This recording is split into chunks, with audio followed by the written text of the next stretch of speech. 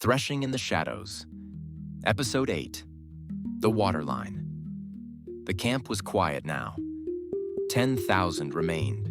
Fewer tents, fewer fires, but also less noise, less distraction. Kael walked the line of remaining men. Their faces were harder. Their silence was deeper. No more arguing, no complaining, no more jokes. In the stillness of the evening, the Almighty One spoke to Kael again. There are still too many men. Kael stopped in his tracks. He felt the weight of the words before they fully settled in his bones. Still too many? He listened. When the sun rises, bring them down to the water. There I will test them for you. At dawn, Kael led the army to the stream that cut through the valley's edge. The men drank eagerly after their long march.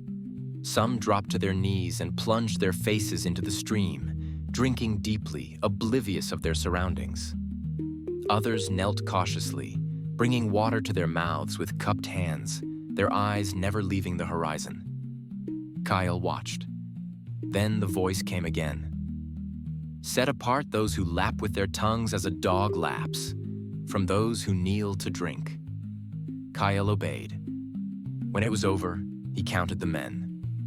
300? Only 300 men? These 300 men drank just enough to be refreshed, but remained alert and ready to move at the slightest sign of trouble. The Almighty One said, "With the 300 who lapped, I will save you and give the Zacharas into your hand." The rest were dismissed. No shame, no dishonor. They simply were not chosen to fight. Kael stood before the 300 thinking to himself, "This isn't an army.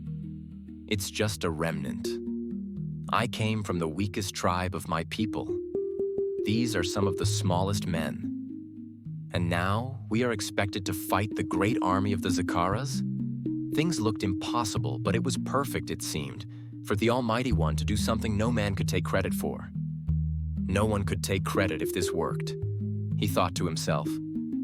War was in the air, and Kael had dismissed over 30,000 men. The men broke camp quietly. No war cries, just preparation, silent obedience. Torches were soaked in oil, clay jars were distributed, trumpets were counted. No one knew the plan but Kael. He tried to put on a brave face, but Malak could see right through him.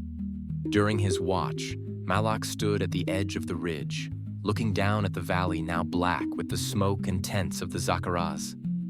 As he looked down on his enemies, he could feel his heart beat in his throat. He wasn't afraid, just ready for whatever the next day would hold.